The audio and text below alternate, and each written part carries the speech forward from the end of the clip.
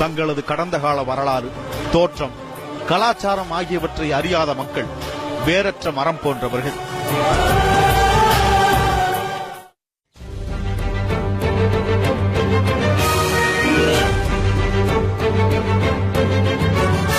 வலியோர் சிலர் எளியோர் தம்மை வதையே புரிகுவதா,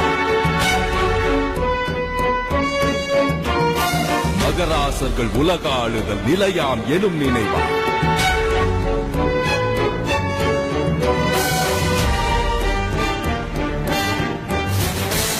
உதவாதினி ஒரு தாமதம் உடனே விழி தமிழா, உதவாதினி ஒரு தாமதம் உடனே விழி தமிழா. இந்த வரிகளை புரட்சி கவிஞர் பாரதிதாசன் எழுதி ஆண்டுகள் 50 கடந்து விட்டன. ஆனால் இன்றும் நாம் விழித்துக் கொள்ளவில்லை. கல் தோன்றி மண் தோன்றா காலத்து முன் தோன்றி மூத்தகுடி தமிழ்குடி என்கிற பெருமைமிகு வாக்கியத்தை எப்போதும் மார்தட்டி சொல்லும் நாம் அதை ஆதாரத்தோடு நிரூபணம் செய்ய வாய்ப்பு கிடைத்திருக்கும் வேளையில் கண்மூடி கிடக்கின்றோம். கீழடி சங்கம் வளர்த்த மதுரையில் இருந்து சுமார் 11 கிலோமீட்டர் தொலைவில் அமைந்துள்ள கிராமம். சிவகங்கை மாவட்டத்தில் அமைந்திருக்கும் இந்த சிறு கிராமம் தமிழர்களின் பெரும் பெருமையை உலகுக்கு உறக்கச் சொல்ல காத்திருக்கிறது. ஆனால் அதை கேட்க நாம் தயாராகவில்லை என்பதுதான் சோகம். இந்தியா முழுக்க பழங்கால நாகரிகம் குறித்து ஆய்வு மேற்கொண்டு வரும் மத்திய தொல்லியல் துறை கடந்த 2013-2014 ஆண்டுகளில் வைகை நதி படுகையில் உருவான நாகரிகத்தை பற்றி ஒரு விரிவான கள ஆய்வை நடத்தியது. வைகை நதி துவங்கும் வெள்ளிமலையிலிருந்து அது கடலில் கலக்கும் இடம் வரை நதியின் இருபுறமும் சுமார் 8 கிலோமீட்டர் தொலைவு வரை உள்ள அனைத்து கிராமங்களையும் தொல்லியல் துறை வல்லுநர்கள் ஆய்வு செய்தனர். தேனி, திண்டுக்கல், மதுரை, சிவகங்கை, ராமநாதபுரம் ஆகிய 5 மாவட்டங்களை உள்ளடக்கிய அந்த பகுதியில் சுமார் 293 கிராமங்கள் தொல்லியல் முக்கியத்துவம் வாய்ந்த கிராமங்களாக கண்டறியப்பட்டன. அந்த கிராமங்களில் வரலாற்று முக்கியத்துவம் வாய்ந்த தடயங்களும் தொல்லியல் எச்சங்களும் மிக அதிகமாக அடையாளம் காணப்பட்ட கிராமம்தான் கீழடி. சுமார் 4.5 கிலோமீட்டர் சுற்றளவு 110 ஏக்கர் பரப்பளவில் தொல்லியல் துறை கண்காணிப்பாளர் அமர்நாத் ராமகிருஷ்ணன் தலைமையிலான குழு நடத்திய ஆய்வில் சுமார் 2200 ஆண்டுகளுக்கு முந்தைய 5300 தொல்பொருட்கள் கிடைத்துள்ளன. இப்போது கிராமமாக நம் கண்முன் நிற்கும் கீழடி ஒரு காலத்தில் மிகப்பெரிய நகரமாக இருந்து வந்தது அந்த பொருட்களின் மூலம் தெரிய வந்துள்ளது. இன்றைய நாள் வரை சிந்து சமவெளி நாகரிகம் போல ஒரு பழமையான நாகரிகம் இந்தியாவில் இல்லை என்பதே பல முன்னணி வரலாற்று ஆசிரியர்களின் எண்ணம். சங்க இலக்கியம் போன்ற பழந்தமிழ் இலக்கியங்களில் இருப்பவையெல்லாம் கற்பனையானவை என்பதும் மிகைப்படுத்தப்பட்டவை என்பதுமே அவர்களது கருத்து. ஆனால் அந்த கருத்தை சுக்கு நூறாக உடைக்கும் வெடியாக இருக்கிறது கீழடி. சங்ககால தமிழகத்தில் ஒரு நகர நாகரிகம் இருந்ததற்கான தொல்லியல் ஆதாரங்கள் எதுவும் இதுவரை கண்டறியப்படாத நிலையில் முதன்முறையாக ஒரு நகர நாகரிகம் இருந்ததற்கான முழுமையான அடையாளங்கள் கீழடியில் கண்டறியப்பட்டுள்ளன. சுமார் 2000 ஆண்டுகளுக்கு முற்பட்ட வளர்ச்சி பெற்ற முழுமையான ஒரு நகரம் இப்போது ஆய்வாளர்களால் வெளிக்கொண்டு வரப்பட்டுள்ளது. வரிசை வரிசையாக கால்வாய்கள் அங்கு கட்டப்பட்டுள்ளன. அதன் முகப்பிலே பெரும் தொட்டிகள் உருவாக்கப்பட்டு அந்த தொட்டிக்குள் தண்ணீர் உள் செல்லவும் வெளிச்செல்வதற்குமான வசதிகளும் மேற்கொள்ளப்பட்டுள்ளன. மேலும் அந்த கால்வாய் தடத்தை ஒட்டி சிறியதும் பெரியதுமான 6 உலைகள், கால்வாயின் ஆரம்ப பகுதியில் வட்ட கிணறுகள் உள்ளன. இது மட்டுமல்லாமல் மூடிய வடிகால்கள், திறந்த வடிகால்கள், சுடுமண் குழாய்களிலான வடிகால்கள் என 3 விதமான வடிகால் அமைப்புகள் உள்ளன. இதுபோன்ற அமைப்பை ஒப்பிடுவதற்கு தமிழ்நாட்டிலோ அல்லது தென்னிந்தியாவிலோ வேறு தொல்லியல் இடங்களே இல்லை என்று அடித்துக் கூறுகின்றனர் தொல்லியல் வல்லுநர்கள். கீழடியில் முத்துக்கள், தந்தங்களாலான பல்வேறு பொருட்கள், சதுரங்க காய்கள், எண்ணிலடங்கா மணிகள், வணிகர்களின் எடைக்கற்கள் நமக்கு கிடைத்திருக்கின்றன. மேலும் கட்டடங்களின் தரைத்தளங்கள், நீண்டு செல்லும் மதில் சுவர்கள் போன்றவற்றுடன் உலர்கழிப்பிடங்கள் போன்ற அமைப்புகள் இருப்பதாகவும் அவற்றை பெண்கள் பயன்படுத்தி இருக்கலாம் என்றும் கூறப்படுகிறது. திறந்த வெளியில் மலம் கழித்தல் என்பது இந்தியாவின் தேசிய பிரச்சனையாக பார்க்கப்படும் நிலையில் சுமார் 2000 ஆண்டுகளுக்கு முன்பே தமிழன் கழிப்பறை கட்டி வாழ்ந்திருப்பது அவன் சுகாதார அறிவுக்கு எடுத்துக்காட்டு. இது தவிர ஆப்கானிஸ்தான் பகுதியைச் சேர்ந்த சூது பவளத்தினால் ஆன மணிகளும், ரோமாபுரியைச் சார்ந்த மட்பாண்டங்களும், வட இந்திய பிராகிருத பெயர்கள் தாங்கிய எழுத்துக்களும் கிடைத்துள்ளன. பானை ஓடுகளில் இதுவரை 73 பிராமி எழுத்துக்கள் கண்டறியப்பட்டுள்ளன. இவையெல்லாம் கீழடி வணிகத்தில் சிறந்த நகரமாக விளங்கியுள்ளது என்பதற்கான சான்றுகள். இத்துடன் ஒரு தொழிற்சாலை இருந்ததற்கான அடையாளமும் கண்டறியப்பட்டுள்ளது. நெசவுக்குரிய தக்கையில் துவங்கி எண்ணற்ற தொழில்நுட்ப கருவிகள் கண்டெடுக்கப்பட்டுள்ளன. தொழிற்சாலை எங்கும் குழாய்கள் பதிக்கப்பட்டிருப்பதால் கையால் கொண்டு செல்ல முடியாத திரவம் ஒன்றை வைத்து அந்த தொழிற்சாலை இயங்கி இருக்கலாம் என்று அனுமானிக்கப்படுகிறது. கீழடியில் கிடைக்கப்பட்ட முக்கியமான கருவிகளில் ஒன்று பானைகளில் எழுதும் எழுத்தாணி. மென்மையான பானை உடையாமல் அதில் எழுத எதை பயன்படுத்தினார்கள் என இத்தனை நாளாக இருந்து வந்த விடை தெரியாத கேள்விக்கு விலங்குகளின் எலும்பில் செய்யப்பட்ட எழுத்தாணி என்கிற பதில் கிடைத்திருக்கிறது. மொத்தத்தில் வணிகமும் தொழில்நுட்பமும் கலாச்சாரமும் செழித்தோங்கிய நகரமாக இருந்திருக்கிறது கீழடி. இதில் பெருமைக்குரிய விஷயம், மத பிரிவினைகளை ஏற்படுத்தி தமிழர்களை அழிக்க நினைப்பவர்களுக்கு சம்மட்டி அடியாக இருக்கிறது கீழடி கண்டுபிடிப்பு என்பதுதான். கீழடியில் இதுவரை கிடைத்துள்ள 5300 பொருட்களில் ஒன்று கூட மத அடையாளம் சார்ந்த பொருட்கள் இல்லை. இதன் மூலம் பெருமதங்களின் ஆதிக்கம் அல்லாத அடையாளமே உண்மையான தமிழரின் அடையாளம் என மாறுதட்டுகிறது கீழடி. கண்டெடுக்கப்பட்டுள்ள நூற்றுக்கணக்கான ஆபரணங்களில் தாலி போன்று எதுவும் இல்லை. இதனால் திருமண பந்தம் என்பது இரு மனங்களின் நம்பிக்கை சார்ந்ததாகவே அக்காலத்தில் இருந்திருக்க முடியும் என்றும், அந்த நம்பிக்கைகள் உடைந்த பின்பே தாலி போன்ற அடையாள பொருள் ஒன்று இருமண பந்தத்திற்குள் உருவாகி இருக்கும் என்றும் ஆய்வாளர்கள் தெரிவிக்கின்றனர்.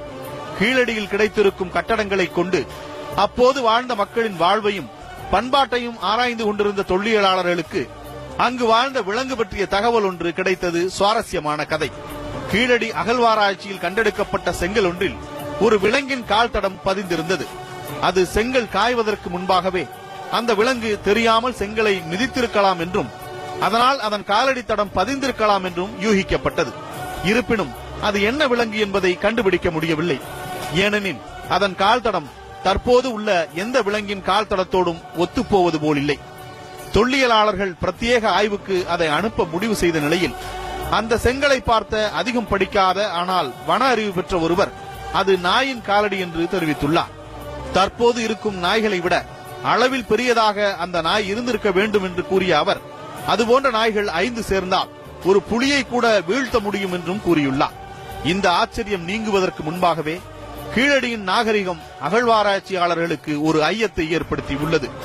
தற்போது இருக்கும் மதுரை நகரம் சங்க இலக்கியங்களில் வரும் மதுரை அல்ல என்று மறைந்த தமிழறிஞர் ராஜமாணிக்கனார் போன்ற தமிழ் ஆய்வாளர்கள் தொடர்ந்து கூறி வந்திருக்கின்றனர். ஏனெனில் மதுரை காஞ்சி, நெடுநல்வாடை போன்ற சங்க இலக்கியங்களில் வரும் மதுரை திருப்புவனத்திற்கு மேற்காகவும் திருப்பரங்குன்றத்திற்கு நேர்கிழக்காகவும் அமைந்திருக்கிறது. ஆனால் தற்போதுள்ள மதுரை நகரம் திருப்பரங்குன்றத்திற்கு தென்கிழக்கில் அமைந்திருக்கிறது.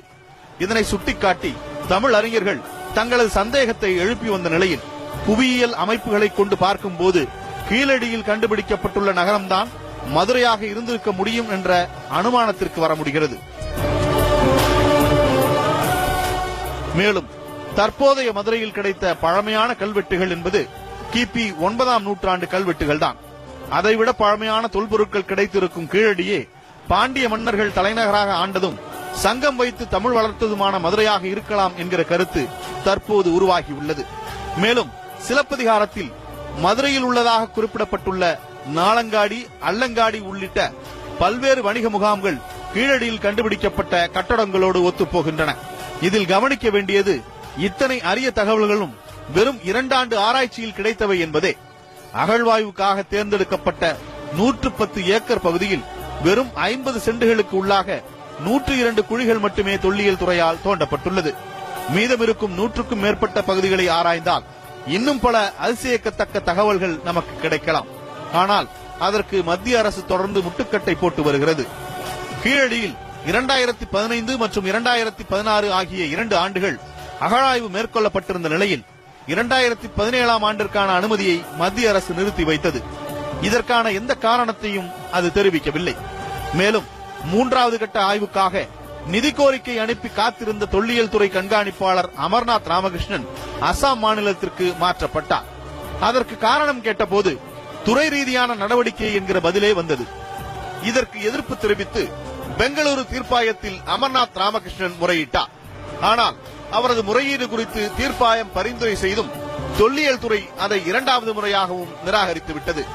முன்னதாக இந்த பணியிட மாற்றத்தை ரத்து செய்து மீண்டும் அமர்நாத்தை கீழடி ஆய்வு பணியில் ஈடுபடுத்த கோரி வழக்கறிஞர் கனிமொழி மதி என்பவர் உயர்நீதிமன்ற மதுரை கிளையில் மனு தாக்கல் செய்தார். இதனை விசாரித்த நீதிபதிகள் MM சுந்தரேஷ், N சதீஷ்குமார் ஆகியோர் கொண்ட அமர்வு கீழடி அகழாய்வு சிறப்பாக நடைபெற வேண்டும் என்பதிலும் அதை சிறந்த அதிகாரி மேற்கொள்ள வேண்டும் என்பதிலும் நீதிமன்றத்திற்கு அக்கறை இருப்பதாக தெரிவித்தனர். மேலும் கீழடியில் அமர்நாத் ராமகிருஷ்ணனே ஏன் பணியில் தொடரக்கூடாது என்று கேள்வியும் எழுப்பியிருந்தனர்.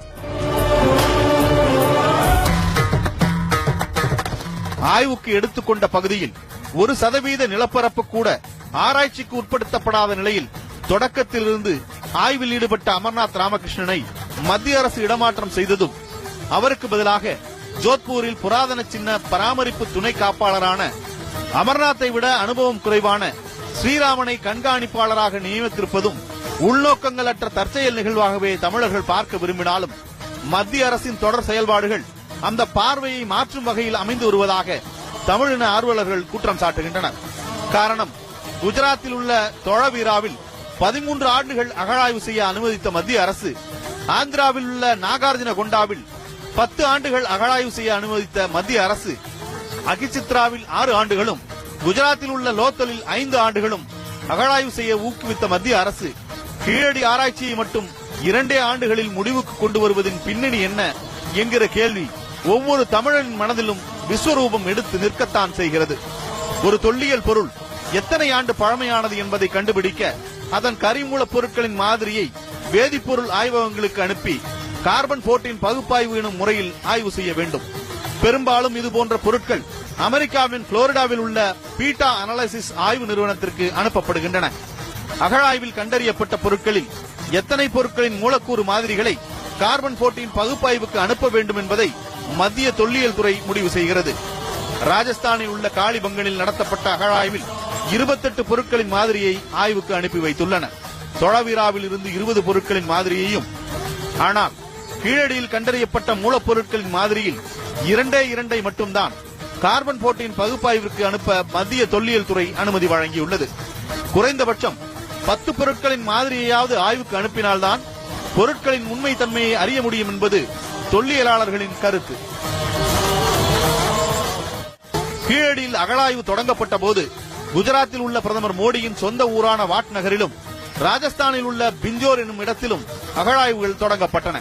இந்த 3 இடங்களிலும் கடந்த 2 ஆண்டுகளாக அகழாய்வு நடந்து முடிந்த நிலையில் வாட் நகரில் 2017ஆம் ஆண்டு நடைபெற வேண்டிய 3ஆம் கட்ட ஆய்வுக்கான தொடக்க நிகழ்ச்சி 2016ஆம் ஆண்டு நவம்பர் 7ஆம் தேதியே கொண்டாடப்பட்டு விட்டது. பிஞ்சோரில் ஜனவரி 1ஆம் தேதி துவக்க விழா நடந்தது. ஆனால் கீழடியில் மட்டும் ஆய்வு செய்ய அப்போது அனுமதி அளிக்கப்படவில்லை. இதனையடுத்து தமிழ்நாடு முற்போக்கு எழுத்தாளர்கள் மற்றும் கலைஞர்கள் சங்கம் உட்பட பல்வேறு அமைப்புகள் கீழடிக்காக குரல் கொடுத்து போராட்டங்களை முன்னெடுத்தன. மத்திய அரசுக்கு அழுத்தம் அதிகமானதை அடுத்து 2 ஆண்டுகள் நடைபெற்ற அகழாய்வு தொடர்பான அறிக்கை தயாரிக்கும் பணிகள் நடப்பதாகவும், அறிக்கை தாக்கல் செய்த பின்பே ஆய்வுப் பணிகள் தொடங்கப்படும் எனவும் மத்திய கலாச்சாரத்துறை அமைச்சர் மகேஷ் சர்மா விளக்கம் அளித்தார். இதனைத் தொடர்ந்து வாட் நகரிலும் பிஞ்சோரிலும் நடத்தப்பட்ட ஆய்வுகள் குறித்து அறிக்கை அளிக்கப்பட்ட பின்புதான் தொடங்கப்பட்டனவா என்கிற தமிழ் அறிஞர்களின் கேள்விக்கு மத்திய பாஜக அரசு மௌனம் சாதித்தது. இருப்பினும் கடந்த ஜனவரி மாதம் ஆய்வறிக்கை தயாரான பின்னும் மத்திய அரசுக்கு அகழாய்வை தொடங்கும் திட்டம் இருப்பது போல் தெரியவில்லை. இதனையடுத்து மத்திய அரசுக்கு தொடர்ந்து எதிர்ப்பு குரல்கள் எழவே மார்ச் மாதத்தில் அனுபவம் குறைவான ஒரு அதிகாரியை கொண்டு 3ஆம் கட்ட ஆய்வுப் பணிகளை அது தொடங்கியுள்ளது. சரஸ்வதி நதியை கண்டறிய கோடிக்கணக்கில் செலவிட்டுக் கொண்டிருக்கிற மத்திய அரசு விஞ்ஞான பூர்வமான ஆய்வின் அடிப்படையில் கண்டறியப்பட்ட கீழடியில் ஆய்வை தொடர ஒத்துழைக்க மறுக்கிறது. அயோத்தியில் ராமாயண அருங்காட்சியகம் அமைக்க முதற்கட்டமாக 225 கோடி ரூபாயை ஒதுக்கியுள்ள இந்த அரசுதான் கீழடியில் கண்டறியப்பட்ட பொருட்களை கால பகுப்பாய்விற்கு அனுப்ப வெறும் 1 லட்சம் ரூபாயை ஒதுக்கியுள்ளது. தமிழக அகழாய்வுகளை மத்திய அரசு புறக்கணிப்பது முதல் முறை அல்ல. கடந்த 2005ஆம் ஆண்டு திருநெல்வேலி மாவட்டத்தில் நடந்து முடிந்த ஆதிச்சநல்லூர் அகழாய்வு முடிவுகள் மற்றும் அறிக்கைகள் தற்போது வரை வெளிவரவில்லை. சிந்து சமவெளி நாகரிகத்துடன் நேரடி தொடர்புடைய பல பொருட்கள் ஆதிச்சநல்லூரில் கிடைத்துள்ள நிலையில் அதன் ஆய்வறிக்கையை பெற்று வெளியிட வேண்டும் என்று தமிழகத்தைச் சேர்ந்த அறிஞர்கள் தொடர்ந்து வலியுறுத்தி வருகின்றனர். இப்படி அகழாய்வு முடிந்து 10 ஆண்டுகளுக்கு பிறகும் அறிக்கையை வெளியிட முயற்சி செய்யாத தொல்லியல் துறை அகழாய்வு நடந்து கொண்டிருக்கும் இடத்தில் அறிக்கையை கேட்டு அதை நிறுத்தியதற்கு ஒரே நோக்கம்தான் இருக்க முடியும் என்பதை இந்தி திணிப்புக்கு எதிராக கொதித்தெழுந்த தமிழர்களுக்கும் தங்களது அடையாளங்களுள் ஒன்றான ஜல்லிக்கட்டுக்காக ஆர்ப்பரித்து எழுந்த தமிழ் நெஞ்சங்களுக்கும் சொல்லி விளங்க வைக்க வேண்டியது ஒன்றுமில்லை. தங்களது சுய அடையாளங்களை அழிக்க நடத்தப்பட்ட படையெடுப்புகளை கடந்து தமிழர்கள் தங்களை தக்க வைத்துக் கொண்டு வாழ்ந்ததற்கு அடையாளங்கள் தமிழகமெங்கும் கிடைத்துக் கொண்டே இருக்கின்றன. அதில் கீழடியைப் போல முக்கியமான வேறொரு சாட்சியம் கொடுமணல். தற்போது ஈரோடு மாவட்டத்தில் இருக்கும் கொடுமணலில் பல்வேறு ஆயுதங்கள், ஆபரணங்கள், ரோமானியர்களுடன் வணிகத்தில் ஈடுபட்டதற்கான சாட்சிகள், இவற்றுடன் 500க்கும் மேற்பட்ட சுடுமண் பாண்டங்களும் கண்டெடுக்கப்பட்டன. அவ்வாறு கிடைத்த சுடுமண் பானைகளில் கிறுக்கல்களாக பல எழுத்துக்களும் பொறிக்கப்பட்டிருந்தன. அவற்றை வேதியியல் ஆய்வுக்கு உட்படுத்திய போது அவையெல்லாம் கிமு 6 மற்றும் 5ஆம் நூற்றாண்டைச் சேர்ந்தவை என்பது உறுதிப்படுத்தப்பட்டது. அதுவரை இந்தியாவில் நடைபெற்ற எந்த அகழ்வாராய்ச்சியிலும் எழுத்துக்கள் பொறித்த பானைகள் இந்த அளவுக்கு கிடைத்ததில்லை. இந்தியாவிலேயே தொன்மையான கல்வெட்டாக கருதப்படுவது பிராமி எழுத்துக்கள் பொறிக்கப்பட்ட அசோகரின் பாறை சாசனங்கள் தான். அவற்றில் எழுதப்பட்ட எழுத்துக்கள் அசோக பிராமி என்று குறிப்பிடப்படுகிறது. அசோகரின் கல்வெட்டுகள் 3ஆம் நூற்றாண்டைச் சேர்ந்தவை என்பதனால் பிராமி எழுத்துதான் இந்தியாவில் முதலில் தோன்றிய எழுத்தாக இருக்கலாம் என்று கணிக்கப்பட்டது. ஆனால் அந்த கணிப்பை காணாமல் போகச் செய்யும் அளவிற்கு இருந்தன கொடுமணல் கண்டுபிடிப்புகள். அவற்றில் இருந்தவை அசோகர் பிராமி அல்ல என்பதும் முழுக்க முழுக்க தமிழர்களை சார்ந்த தமிழ் பிராமி என்கிற தமிழ் எழுத்துக்கள் என்பதும் வரலாற்றை வேறு கண்ணோட்டத்தில் பார்க்க நிர்பந்தித்துள்ளது. தமிழி என்கிற நம் தமிழர்களின் எழுத்து பழமையானதுதான் என்பதை குறிக்க பல நூல்களிலும் சான்றுகள் கிடைத்துள்ளன. கிமு முதல் நூற்றாண்டைச் சேர்ந்த பன்னவயன சுத்தா மற்றும் கிமு 3ஆம் நூற்றாண்டைச் சேர்ந்த சமவயங்க சுத்தா ஆகிய சமண நூல்கள் 18 வகை எழுத்துக்களை குறிப்பிடுகின்றன. அவற்றில் தமிழையும் ஒன்று. புத்தரின் கதையை கூறும் 3ஆம் நூற்றாண்டைச் சேர்ந்த மிக முக்கியமான பௌத்த நூலான லலித விஸ்தாராவில் திராவிட லிபி சுட்டிக்காட்டப்பட்டுள்ளது. இந்த திராவிட லிபி என்பது தமிழிதான் என செக் நாட்டில் பிறந்து தமிழ் அறிஞராய் வாழ்ந்து மறைந்த கமில் சுவலபில் குறிப்பிட்டுள்ளார். அசோகர் காலம் கிமு 3ஆம் நூற்றாண்டு என்று வரையறை செய்யப்பட்டுள்ள நிலையில் கிமு 6ஆம் நூற்றாண்டிலேயே தமிழ் மக்கள் தங்களுக்கென தனியான ஒரு மொழியை கொண்டு எழுதியுள்ளார்கள் என்பது நிரூபணமானால் இந்தியாவிலேயே முதலில் எழுத்தறிவு பெற்றவர்கள் தமிழர்கள்தான் என்பது சிலரது அரசியலுக்கு எதிரானதாய் நிற்கும் என்பதால் அதை இருட்டடிப்பு செய்யும் முயற்சியில் அவர்கள் இறங்கியுள்ளனர். அதே சிலர்தான் கீழடியில் கண்டுபிடிக்கப்பட்டுள்ள பொருட்கள் சிந்து சமவெளி நாகரிகத்தை விட பழமையானவை அல்ல என்று ஆங்காங்கே போஸ்டர்களை ஒட்டும் வேளையிலும் ஈடுபட்டுள்ளனர். கடல் கொண்ட பூம்புகாரின் கீழ் பொதிந்து கிடந்த தமிழரின் உண்மை அடையாளமே வெளிப்பட்டுள்ள நிலையில் வெள்ளிடை மலையான கீழடியை அவ்வளவு எளிதில் மறைத்துவிட முடியாது. இருப்பினும் கண்டுபிடிக்கப்பட்ட பொருட்கள் பத்திரப்படுத்தப்படுமா என்கிற அச்சம் தமிழ் ஆர்வலர்கள் மத்தியில் எழுந்துள்ளது. கண்டுபிடிக்கப்பட்ட தொல்பொருட்களை காக்க இந்தியாவெங்கும் 44 கள அருங்காட்சியகங்கள் மத்திய தொல்லியல் துறையின் கீழ் இருக்கின்றன. இவற்றில் தமிழகத்தில் இருப்பதோ ஒரே ஓர் அருங்காட்சியகம் மட்டுமே. அதுவும் சென்னை கோட்டைக்குள் இருக்கிறது. கர்நாடகத்தில் 6 மத்திய கள அருங்காட்சியகங்களும் ஆந்திராவில் 4 அருங்காட்சியகங்களும் உள்ளன. கீழடியில் எடுக்கப்பட்ட பொருட்கள் அந்த துறையின் மைசூர் கிட்டங்கிக்கு கொண்டு செல்லப்படும். அதன் பின் அது நமக்கு நிச்சயம் எட்டாக்கணியே. ஏற்கனவே தமிழகத்திலிருந்து படியெடுக்கப்பட்ட பல்லாயிரம் கல்வெட்டுகள் மைசூரில் தான் இருக்கின்றன. அவற்றை நமது பல்கலைக்கழகங்களாலேயே அணுகவோ ஆய்வுக்கு உட்படுத்தவோ இயலாத நிலைதான் இன்று வரை நீடிக்கிறது. இந்த நிலையில்தான் கீழடி அகழாய்வில் கிடைத்த பொருட்களை இங்கே கள அருங்காட்சியகம் அமைத்து காட்சிப்படுத்த வேண்டும் என்ற கோரிக்கை அழுத்தமாக பதிவு செய்யப்பட்டு வருகிறது. இந்த கோரிக்கையை முன்வைத்து மத்திய அரசிடம் பெற்றுத்தர வேண்டிய பொறுப்பு மாநில அரசுக்கு உரியது. ஆனால் தொடர்ந்து மத்திய அரசின் திட்டங்களுக்கு மாநில அரசு ஒத்துழைப்பு வருவதால் வழக்கம் போல் அது அமைதி காத்துக் கொண்டிருக்கிறது. தமிழகத்தில் கள அருங்காட்சியகம் அமைப்பதைப் போலவே அரசு செய்து முடிக்க வேண்டிய மற்றொரு முக்கிய விஷயம் இந்த அகழாய்வுகளை துரிதப்படுத்துவது. இந்த ஆராய்ச்சிகள் தாமதப்படுத்த நமது அடையாளங்களை நமது அறியாமையால் நாமே அழித்து வருகிறோம். விவசாய வீழ்ச்சியாலும் ரியல் எஸ்டேட் தொழில் பெருக்கத்தாலும் பல அரிய பொக்கிஷங்கள் அடங்கிய நிலங்கள் எல்லாம் பிளாட்டுகளாகவும் கட்டடங்களாகவும் மாறி வருகின்றன. கீழடி நிலம் கூட அது தென்னை மர தோப்பு என்பதால் மட்டுமே ஆய்வுக்கு பயன்படுத்த முடிந்தது. இதனால் வேகமாக கட்டடமாக மாறி வரும் பகுதிகளை உடனே ஆய்வு செய்ய வேண்டிய நிர்பந்தத்தில் நாம் இருக்கிறோம்.